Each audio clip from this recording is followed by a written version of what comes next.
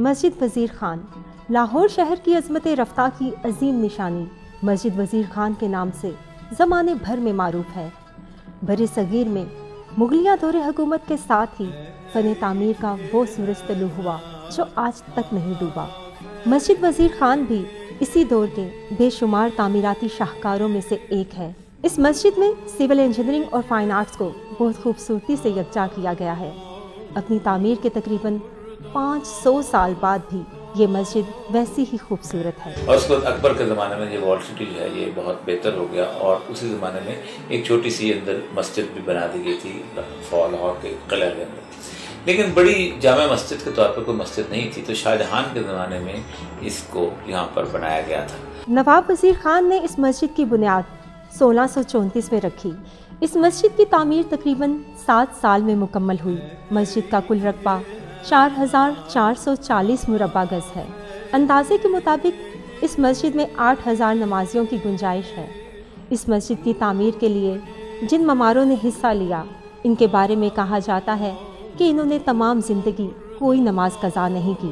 آثار قدیمہ کی عمارات میں ایک قدیم مسجد وزیر خان ہے، جس کے بانی حکیم علیم الدین انصاری ہیں۔ یہ انتہائی پڑھے لکھے عالم فاضل انسان تھے، اور عربی اور فارسی میں پوری عبور حاصل تھا، اور اس کے بعد ایک بڑی خوبی ان میں تھی کہ طب کے بڑے ماہر تھے، پوری مہارت رکھتے تھے علم طب میں، جس کی وجہ سے شاہی خاندان میں، خاص طور مغلیہ خاندان میں کے اندر جا کر رسائی نے حاصل کی، اور اس کے بعد یہ ہے کہ ان کے بہت قریب ہو گئے، یہاں تک کہ اتنے قریب ہوئے کہ انہوں نے اس کو گورنر بنا دیا۔ یہ لاہور کے، یہ پنجاب کے گورنر تھے۔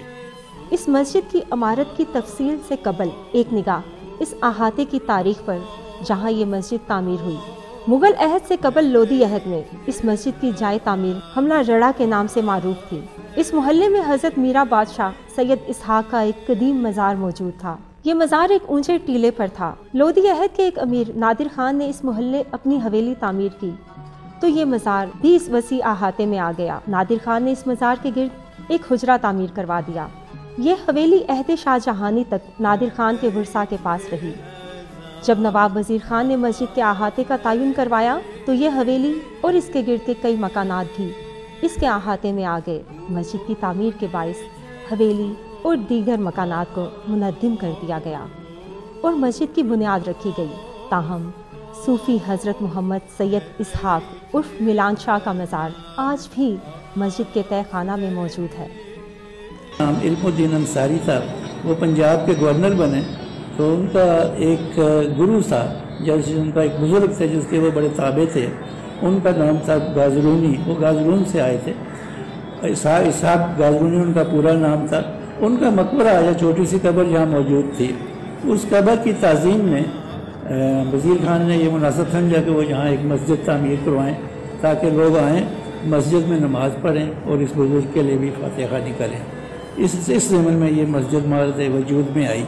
ایک سیاح کے پوائنٹ آف ویو سے جتنی بھی باریکی کے ساتھ آپ اس کو آبزرو کریں، جتنی بھی باریکی کے ساتھ ہر اینگل کو آپ آبزرو کریں، آئی بلیو کہ آپ کو ہر اینگل کے ساتھ وہ مکمل دکھتی ہے۔ اور میں اگر ایک ٹریولر کے پوائنٹ آف ویو سے، ایک سیاح کے پوائنٹ آف ویو سے بات کروں تو میرے لیے دنیا میں بہت کم لوکیشنز ایسی ہیں جس میں کہ جو ہے وہ آپ کو ایک کمپلیٹ فیل آتی ہے۔ اور مسجد وزیر خان کو دیکھنے کے بعد واقعی میں دل کرتا ہے کہ کاش ایسا ہو کہ میں اس دور میں پیدا ہوا ہوتا جب یہ مکمل تھی، رچ تھی، آباد تھی، اور مکمل طور پہ جو ہے وہ انڈر آبزرویشن تھی۔ اب تو خیر اس میں کہیں نہ کچھ جو ہے وہ ڈیولپمنٹ میں کہیں نہ کہیں کوتاہیاں، کمیاں آگی ہوئی ہیں، بٹ آئی بلیو کہ آپ آج بھی اس دور میں بھی اگر ہم لوگ اس کو آبزرو کریں تو آپ اس فیل میں جاتے ہیں، آپ اس ایمبینس میں جاتے ہیں جب یہ ڈیولپ ہوئی تھی۔ مسجد کے اخراجات پورے کرنے کے لیے اس دور میں 22 دکانوں پر مشتمل ایک بازار بنایا گیا جو آج پھیل کر کہاں سے کہاں پہنچ گیا۔ مسجد کا داخلی دروازہ مشرقی فن تعمیر کا بے مثال نمونہ ہے۔ یہ خوبصورتی سے آباد ہے۔ پرانے لاہور کے تنگ و تاریک گلیوں سے ہو کر مسجد کے وسیع و عریض صحن میں قدم رکھتے ہی ایک عجیب سا اطمینان محسوس ہوتا ہے، گویا ذہن و خیالات کی تنگ نظری کو ایک روشن وسعت مل گئی ہو۔ یہ پورا راستہ ہے، یہ شاہی گزرگاہ کہا جاتا تھا۔ اس میں یہیں سے بادشاہ جو تھا اس کی سواری گزرتی تھی اور دلی دروازے سے آگے کو دلی جایا کرتے تھے۔ आगे। यही रास्ता था जिसके अंदर बड़ी बड़ी हवेलियाँ थी और उसके अंदर दरमियान में एक बहुत बड़ा चौकोर मैदान होता था। उस मैदान के अंदर मस्जिद वज़ीर खान जो थी वो बनाई गई थी और उसके सामने फुव्वारे थे और बहुत खूबसूरत जगह थी, जो कि इतना बड़ा खुला मैदान और कोई नहीं था लाहौर के वॉल सिटी के अंदर। बाकी सब जगह आपको उसके बाहर नजर आते हैं।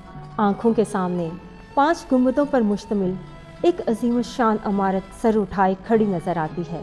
यहाँ इबादत में सिर्फ सर को झुकाया ही नहीं जाता, बल्कि इल्म और अदब से दिलों को मुनव्वर भी किया जाता है।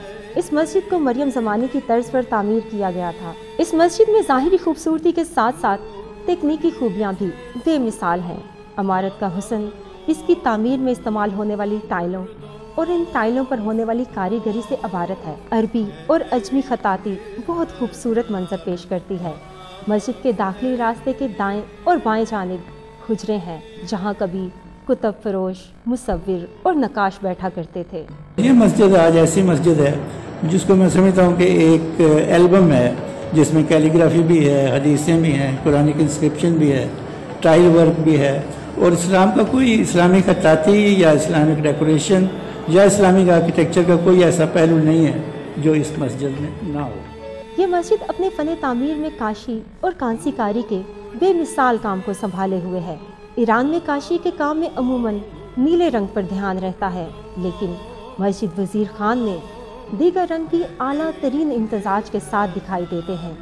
मस्जिद के इस आला तरीन काम की गवाही अंग्रेज़ अहद में भी दिखाई देती है।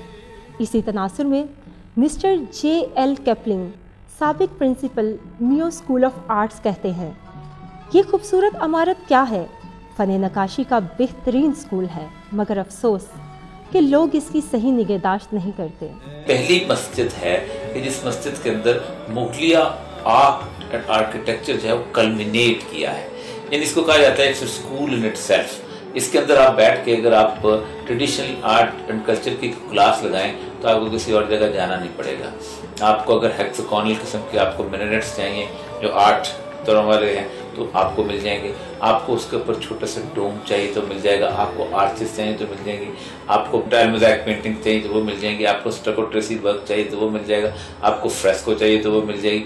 कोई ऐसा सिग्निफिकेंट, जहाँ तक कि कट ब्रिक वर्क जो है उसका फर्श है, कट ब्रिक वर्क का काम भी वहाँ पर मिल जाएगा। कोई ऐसा आर्ट नहीं है जो कि तामीरात के हिसाब से हो तो वो वज़ीर खान के अंदर मौजूद ना हो। तो इसकी वजह यह है कि कहा जाता है कि ज्यूल ऑफ मुगल मॉन्यूमेंट्स, तो इसलिए इसकी अहमियत बहुत है। आज भी उसी तादाद में लोग वहाँ पर आ रहे हैं, उसको एंजॉय कर रहे हैं, उस एम्बियंस को एंजॉय कर रहे हैं। एंड आई बिलीव के 500 साल गुजरने के बावजूद भी आज भी समहाउ ये उसी हालत में मौजूद है। वो ढांचा मुकम्मल जो है वो आपको दिखता है, मुकम्मल फील होता है। कहीं ना कहीं कुछ तो ड्रॉबैक होते हैं बिकॉज इट्स ऑलमोस्ट 500 ईयर्स, लेकिन उसके बावजूद आपको मुकम्मल वो फील आती है। और देखने के बाद आपको ये भी जहन में आता है कि वो कितनी नफासत के साथ और बारीकी के साथ उस पर काम हुआ है। सो आई बिलीव कि एक सयाह के पॉइंट ऑफ व्यू से ये एक ऐसी लोकेशन है जिसको देखना चाहिए और उस एम्बियंस को फील करना चाहिए जो कि उस दौर में था। इस मस्जिद को सिर्फ बड़े सगीर में ही नहीं बल्कि पूरी दुनिया में एक मुनफरिद अहमियत हासिल है। यहाँ तमाम मशरिक के फ़न खताती को यकजा करके समा बांध दिया गया है। यहाँ खुदा के बंदे कंधों से कंधा मिलाकर खड़े होते हैं, जबीं रगड़ते हैं, फिजाओं में परिंदे अमन के गीत गाते हैं। यहाँ मोहब्बत का आबे हयात मिलता है। मुनफरिद और आला फ़न तामीर के बाइस मस्जिद वज़ीर खान आज भी सयाहों की तवज्जो का मरकज़ है।